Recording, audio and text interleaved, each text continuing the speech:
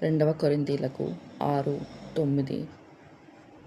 సర్వోన్నతుడా మా దేవా, నీ మహాకృపచేత నా జీవితంలో మరొక నూతన దినమును అనుగ్రహించిన ప్రభువా, నీకే స్తుతులు, స్తోత్రములు, కృతజ్ఞతలు చెల్లిస్తున్నాను.